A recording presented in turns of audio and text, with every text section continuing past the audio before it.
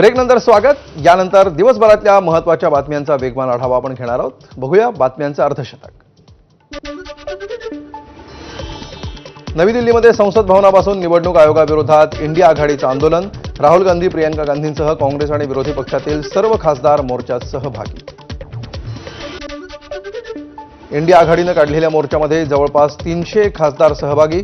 संसद भवन ते निवडणूक आयोगाचं कार्यालय असा काढण्यात आला मोर्चा. दिल्लीमध्ये इंडिया आघाडीच्या खासदारांचा मोर्चा पोलिसांनी अडवला. बॅरिकेडिंग करत पोलिसांनी खासदारांना अडवलं. समाजवादी पक्षाचे खासदार अखिलेश यादव यांच्यासह तृणमूलचे काही खासदार बॅरिकेडिंगवर चढल्याचं पाहायला मिळालं. यावेळी निवडणूक आयोग चोर असल्याची खासदारांची घोषणाबाजी. पोलिसांनी अडवणूक केल्यानंतर प्रियंका गांधी, अखिलेश जाधव यांच्यासह खासदारांचा रस्त्यावर ठिय्या. यावेळी निवडणूक आयोगाविरोधात जोरदार घोषणाबाजी. राहुल गांधी, संजय राऊत, प्रियंका गांधी, अखिलेश यादव यांच्यासह आंदोलक खासदारांवर पोलिसांनी केली कारवाई. त्यांना घेतलं ताब्यात. यावेळी राजकीय नाही तर मतचोरी विरोधातील लढा असल्याची राहुल गांधींची प्रतिक्रिया. शिंदेंच्या शिवसेनेतील मुंबईच्या पदाधिकाऱ्यांमध्ये संभ्रमाचं वातावरण. महापालिका निवडणुका तोंडावर असताना वर्ष झालं तरी मुंबईची कार्यकारिणीची घोषणा नाही. वर्षभरात पदाधिकाऱ्यांची कुठलीही बैठक न झाल्यामुळे पदाधिकाऱ्यांमध्ये संभ्रम. आगामी पालिका निवडणुकीच्या पार्श्वभूमीवर ठाकरे सेनेची युवा सेना सक्रिय. युवा सेनेकडून निरीक्षक जाहीर. मुंबईतील 36 विधानसभा क्षेत्रामध्ये युवा सेनेचे निरीक्षक स्थानिक पातळीवरील आढावा घेणार.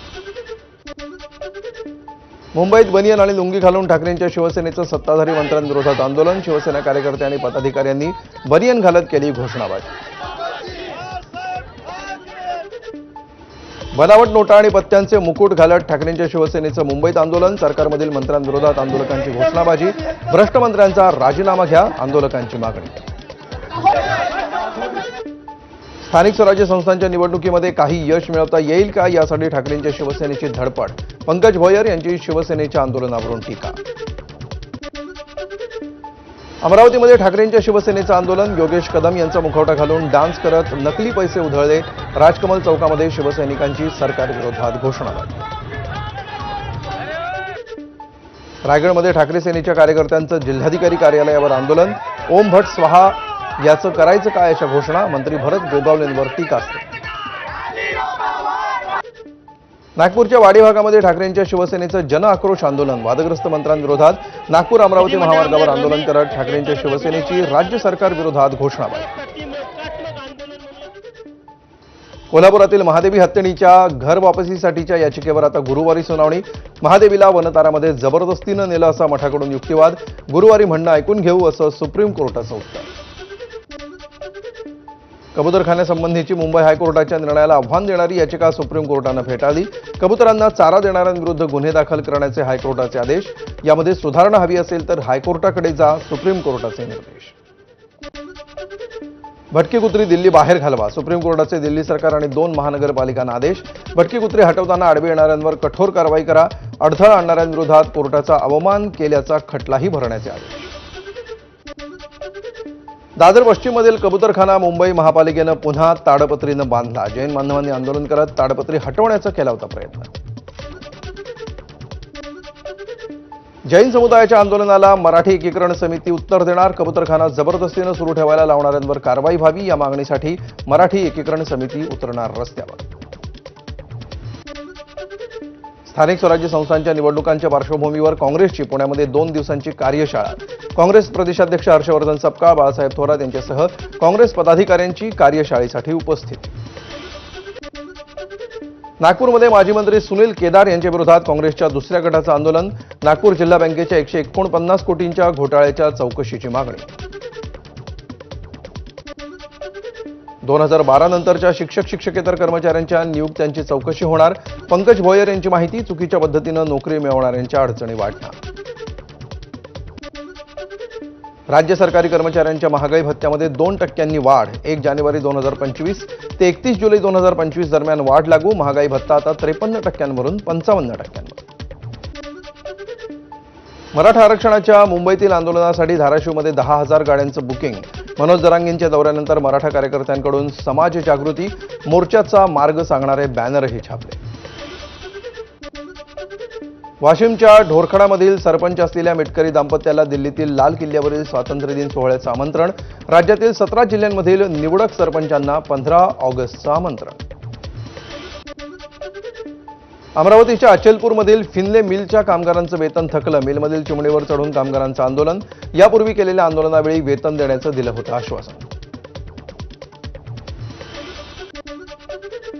हिंगोलीतील पैनगंगा नदीवरील इसापूर धरण 93% क्षमतेनं भरलं. इसापूर धरणाचे 2 दरवाजे उघडण्यात आले. त्यातून 1300 क्युसेक्स पाण्याचा विसर्ग सुरू. नागपूरमध्ये आमदार सांस्कृतिक महोत्सव समितीतर्फे मंगळागौर स्पर्धेचं आयोजन. कांचन गडकरींसह अमृता फडणवीस यांचा मंगळागौर स्पर्धेमध्ये सहभाग. तिसऱ्या श्रावणी सोमवार निमित्त तुळजापूरच्या अणदूर खंडोबा देवस्थानमध्ये पारंपरिक नगर प्रदक्षिणा. गावातील विविध महादेव मंदिरांमध्ये दुग्धाभिषेक आणि जलाभिषेक.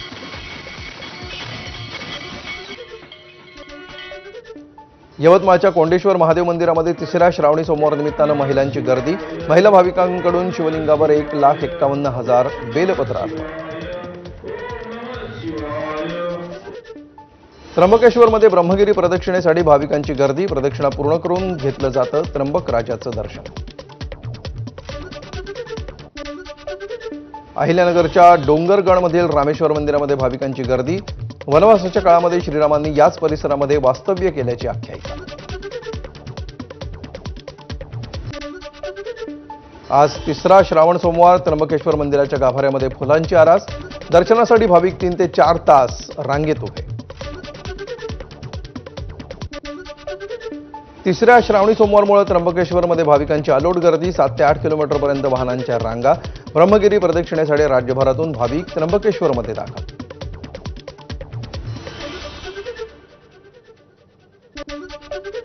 श्रावणातली वाढती गर्दी लक्षात घेता वेरूळच्या घृष्णेश्वर मंदिरामध्ये भाविकांना अभिषेकाला बंदी.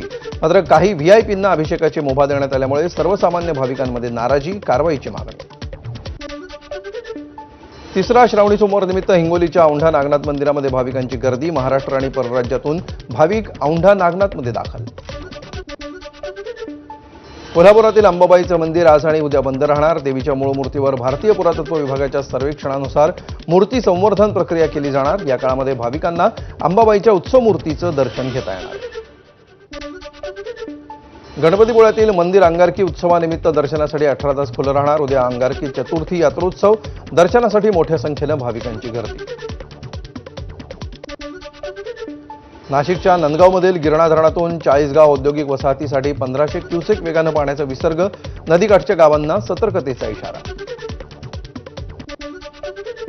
बीड जिल्ह्यामध्ये जून आणि जुलै महिन्यामध्ये समाधानकारक पाऊस झालेला नाही. त्यामुळे 28 पाणी प्रकल्प ज्योत्याखाली गेलेत तर लहान मोठ्या प्रकल्पामध्ये उपयुक्त पाणीसाठा 40% आलाय. त्यामुळे चिंता वाढली. पुण्यातील खेड तालुक्यातील कुंडेश्वर मंदिराच्या दर्शनाला जाणाऱ्या जीपचा अपघात. या अपघातामध्ये 25 ते 30 महिला भाविक जखमी तर 7 महिला भाविकांचा मृत्यू. नांदेड शहरातील सोमेश कॉलनीमध्ये पोलिसांसमोरच बुरखाधारी महिलेला मारहाण.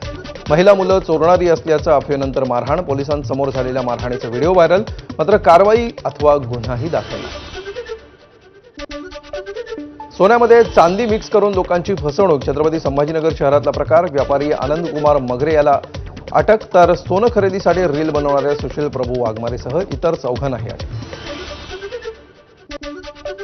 अकोल्याच्या पातूरमधील गावंड गावामध्ये दारूच्या नशेत तरुणाची आत्महत्या. गावामध्ये अनेक ठिकाणी अवैध दारू मिळत असल्याचा गावकऱ्यांचा आरोप.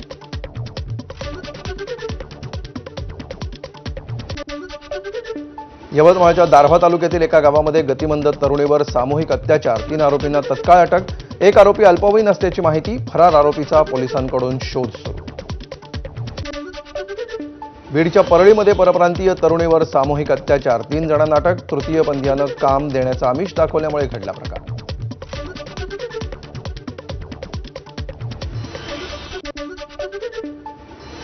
आणि एक छोटासा ब्रेक घेऊया. पाहत रहा एबीपी माझा. थोडक्यात प्रस्तुत करते जीपी पारसिक सहकारी बँक लिमिटेड.